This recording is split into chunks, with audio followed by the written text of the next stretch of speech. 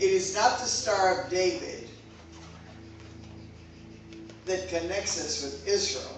But listen to this, it's the menorah. I'm sitting in my house, and I said to the Lord, I'm thinking about, do I need something else? And the Lord said, I don't want you buying anything else for your house.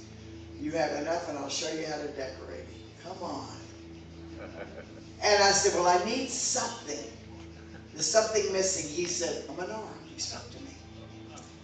And Pam Smith sent to Israel, I didn't know this, and bought me a menorah. It's this big. They're very expensive, but if you go to Israel, buy a bunch of them, you can barter with them and bring them home. You can sell them to the people or give it to them. But here's what the menorah means.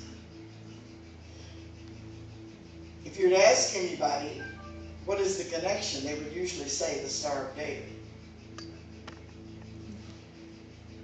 But it's a Jewish icon. The menorah is linked directly to the nation of Israel.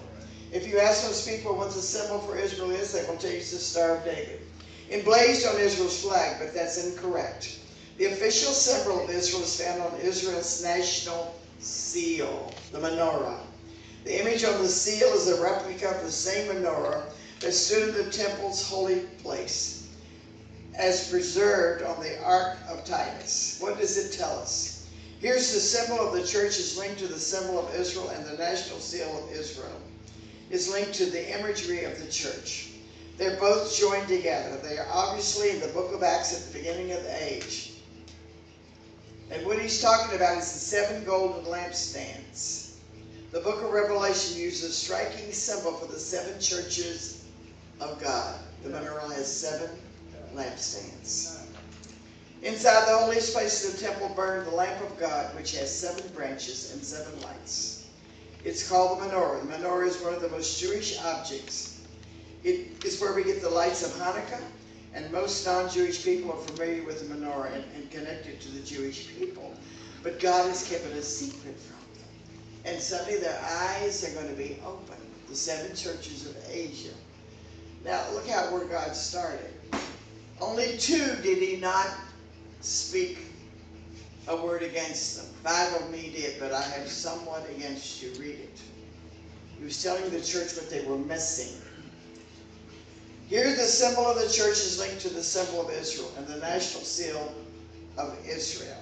Every true believer and follower of Messiah is linked spiritually to Israel and the Jewish people. All right, here comes Irvin Baxter, and he's talking about how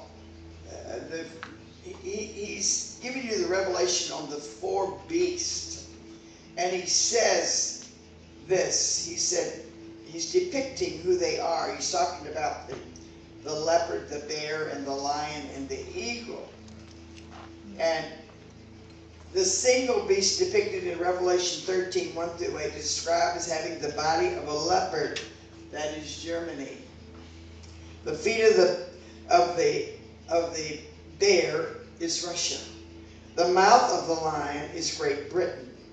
And then the eagle is America. And the rooster, or the fowl that's on the back of the leopard, is France. So you can look for those countries to all come together as a coalition against Israel.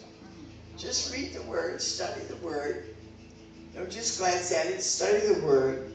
And so the United States is protecting Israel during the final 3.5 years. That's time and a half times. Proceeding to the Battle of Armageddon. It's right upon us. Why is the United States not representing the world government beast of the Antichrist? And you need to read that in Revelation 12. We see Satan and his agent, the Antichrist, attempting to destroy a woman with 12 stars. That's Jacob and his 12 sons.